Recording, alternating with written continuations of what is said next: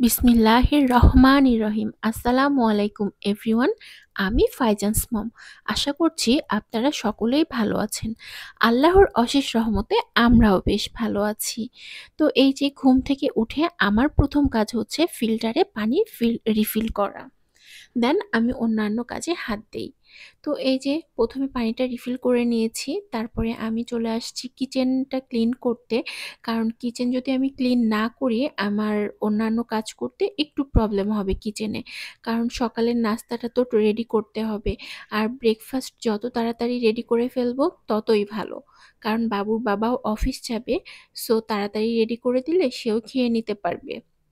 আর আমিও একটু নিশ্চিন্ত হব যে হ্যাঁ, সকালের কাজ আমার কমপ্লিট।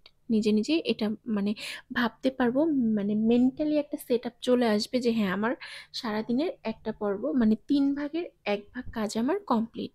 তো এই যে আমিও রান্নাঘরে এক্সট্রা যা থালা বাসন ছিল পানি ঝরানো সেগুলোকে সরিয়ে রেখে, অর্থাৎ মানে সাইড করে দিয়ে আমি হচ্ছে যেগুলো নোংরা বা ময়লা থালা বাসন আছে সেগুলো ক্লিন করে নিচ্ছি। সেই সাথে আমি সিঙ্কটাকেও ক্লিন করে নিচ্ছি। দেন আমি ময়লা থালা বাসনগুলোকে মানে ভিম দিয়ে মেজে নিব। তাহলে দেখুন তো সিঙ্কটাও পরিষ্কার হয়ে গেল, আর তার মধ্যে এখন খুব সুন্দরভাবে বাকি থালা বাসনগুলো আমি ক্লিন করে নিতে পারবো। আদারওয়াইজ নোংরার মধ্যে মানে পরিষ্কারভাবে তো কাজ করা যেত না, তাই না? তো আমি করে নিয়েছি। তারপরে এই যে একে একে আমি প্লেট, বাটি, চামচ, গ্লাস, হাঁড়ি সবকিছু মেজে নিচ্ছি। তারপরে সবটাই ধুয়ে নিব। তো সকালে হয় কি একটু বেশিই হয় থালা বাসন, কারণ রাত্রের খাওয়া দাওয়ার পরে যে থালা বাসনগুলো জমে সেগুলো তো সকালেই ক্লিন করি। এ কারণে একটু বেশিই হয়ে যায় থালা বাসনটা। মানে হাঁড়ি পাতিলের পরিমাণটা একটু বেশি হয় আর কি। তো এই যে সব একে একে আমি মেজে নিচ্ছি। আর ভিডিওটা আমি একটু ফাস্ট করে দিয়েছি, কারণ কি জানেন, মানে আমি প্রত্যেকটা কাজ একেবারে নিখুঁত করে করার চেষ্টা করি। তো তো আমার করতে অনেক সময় লাগে। তো আমি যদি পুরো ভিডিওটা আপনাদের সাথে শেয়ার করি তাহলে আমার সারা দিন লেগে যাবে। মানে বলতে গেলে ১টা ঘন্টা তো লাগবেই আর কি, কিছু না হলেও। এইজন্য আমি ভিডিওটাকে ফাস্ট করে দিয়েছি। তো এই যে সবকিছু, সব থালা বাসন, গ্লাস, বাটি সব মাজা হয়ে গেছে। এখন আমি ধুয়েও নেব। সেই সাথে আমি সিঙ্কের পাশে যেখানে থালা বাসনগুলো পানি ঝরাতে দেই সেই জায়গাটাও ধুয়ে মেজে নিয়েছি। আবার যেখানে আমি রুটি বেলি ক্যাবিনেটের ওপরে সেই জায়গাটাও আমি মেজে নিয়েছি। মানে যেভাবে আমি থালা বাসন ভীম দিয়ে মাজি সেভাবেই আর কি জায়গাগুলো মেজে নিয়েছি। দেন পানি দিয়ে ধুয়ে একটা পরিষ্কার কাপড় দিয়ে মুছে আ এক সাইডে থালা বাসনগুলোকে আমি পানি ঝরাতে দিচ্ছি। আর আরেক সাইডে আমি আমার রান্নার কাজগুলো সেরে নিব। তো এই যে মোটামুটিভাবে আমার ওগুলো হয়ে গেছে। দেন আমি চুলাটাকেও ক্লিন করে নিচ্ছি। কারণ আমি এখানে ব্রেকফাস্ট রেডি করব। ফার্স্টে ভীম দিয়ে চুলাটাকে মুছে নিয়েছি, মানে মেজে নিয়েছি। দেন আমি একটা কাপড় ভিজিয়ে সেটাকে কয়েকবার করে মুছে নিয়েছি। তো এই যে দেখুন একেবারে ঝকঝকে তকতকে আমার কিচেন। এরকম কিচেনে কার না কাজ করতে ভালো লাগে বলেন? খারাপ লাগবে? মোটেও না। যতই কাজ হোক সারাদিন রান্না করতে হলেও কোনো সমস্যা নাই। কারণ কি জানেন? সুন্দর জায়গায় থাকতে বা করতে সবারই ভালো লাগে। আমারও তাই। তো এই যে ডাইনিং টেবিলটাও ক্লিন করে নিচ্ছি, কারণ আমি টেবিলে নাস্তাটা দিব। এইজন্য আগেই আমি ক্লিন করে নিচ্ছি যাতে করে আমি নাস্তাটা রেডি করে জাস্ট টেবিলে দিয়ে দিতে পারি।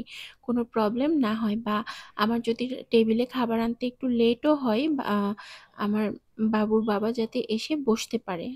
এইজন্য আমি ক্লিন করে রাখছি, সে যাতে এসে বসতে পারে।